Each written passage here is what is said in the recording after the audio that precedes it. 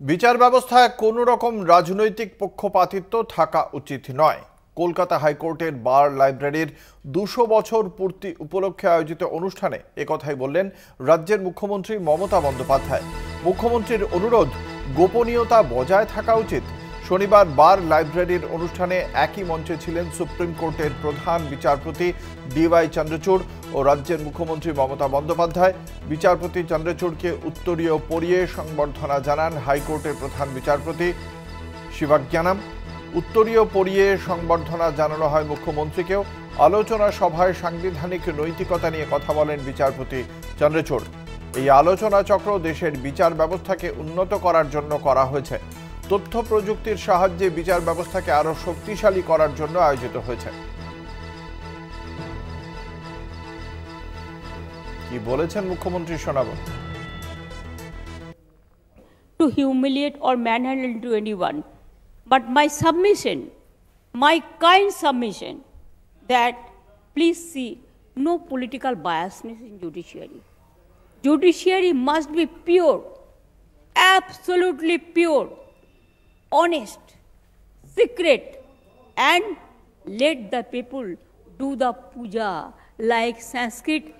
They say sometimes puja, sometimes for all the caste, all the creed, all the community, all the people. আপনারা শুনলেন মুখ্যমন্ত্রী মমতা বন্দ্যোপাধ্যায়ের বক্তব্য। এই বিষয়ে আজকের এই মঞ্চে মুখ্যমন্ত্রীর বক্তব্য প্রসঙ্গে কি বলেছেন রাজ্যসভার সাংসদ এবং রাজ্য বিজেপির মুখপাত্র শ্রমিক ভট্টাচার্য আমরা শোনাব। যে রাজ্যে বিচারপতিদের বাড়ি গিয়ে পোস্টার লাগিয়ে দেওয়া হচ্ছে, যে রাজ্যে বিচারপতিদের বিচার কক্ষের মধ্যে ঢুকে ম্যানহ্যান্ডেল করা হচ্ছে, যেভাবে লোয়ার জুডিশিয়ারিকে একটা ধমকের মধ্যে রেখে দেওয়া হয়েছে, যেখানে প্রতিনিয়ত বিচারপতিদের আক্রমণ করা হচ্ছে কদর্য ভাষায়, যারা বিভিন্ন সময় হাইকোর্টের অর্ডারকে কমপ্লাই করছে না। মুখ্যমন্ত্রী যে দখলদারির কথা বলছেন, পরে আর থানার সামনে হাইকোর্টের অর্ডার ঝুলছে কোতোয়ালির নাম সমেত, সেখানে সেই বিল্ডিং প্রমোটিং হয়ে যাচ্ছে। আজকে তারপরে কি কোনো নৈতিক কিংবা রাজনৈতিক অধিকার মুখ্যমন্ত্রীর আছে বিচার ব্যবস্থা নিয়ে কোনো কথা বলার?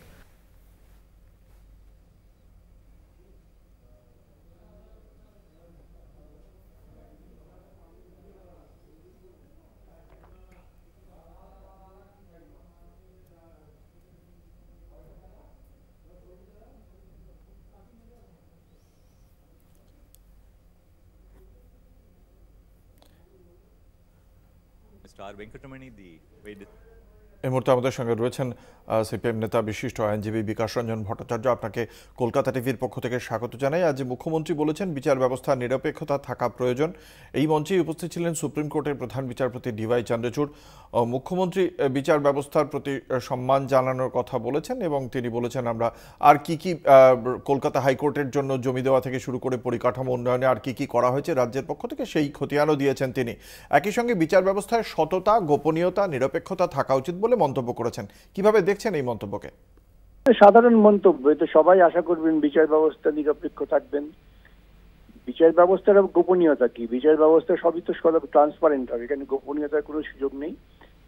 কথা হচ্ছে আসলে তিনি এখন নিজে ধাক্কা খেয়েছেন আদালতের কাছ থেকে, তাই এই সমস্ত মিছিমিছি কথা বলছেন, কিন্তু গোটা বিচার ব্যবস্থাকে রাজনৈতিকরণের দিকে তো সবচেয়ে বেশি ওর ভূমিকা। ওর দলের আইনজীবীরা তারা বিচারপতিদের বিরুদ্ধে গালমন্দ করছেন, বিচারপতিকে আক্রমণ করছেন, বিচারপতিদের বাড়িতে পোস্টার ছড়াচ্ছেন, মিছিল করছেন, বিচার ব্যবস্থার প্রতি অশ্রদ্ধা তৈরি করেছেন। তো উনি আজকে এইসব বড় বড় কথা বলে লাভটা কি? অসংখ্য ধন্যবাদ। আমরা কথা বলছিলাম সিপিএম নেতা বিকাশ রঞ্জন ভট্টাচার্যের সঙ্গে।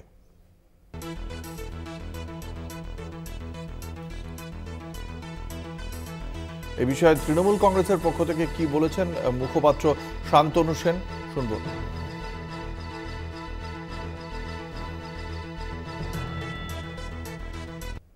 আমরা জানি যে গণতন্ত্রের অন্যতম স্তম্ভ হচ্ছে বিচার ব্যবস্থা, কিন্তু বিজেপির শাসনকালে বিগত 10 বছরে দেশের মানুষ কোথাও একটা লক্ষ্য করছিল যে বিচার ব্যবস্থা বা নিরপেক্ষ থাকছে না।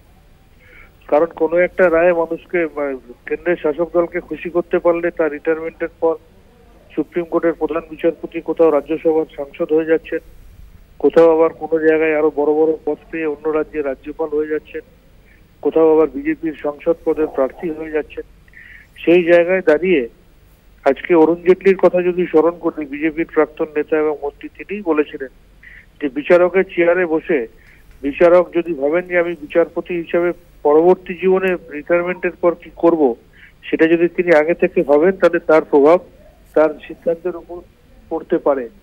এটা আমরা বলছি না, এটা অরুণ জেটলি বলছে। সুতরাং সেই জায়গায় দাঁড়িয়ে মুখ্যমন্ত্রী যথার্থ বলেছেন যে বিচার ব্যবস্থাকে অবশ্যই রাজনীতির বাইরে রাখা উচিত।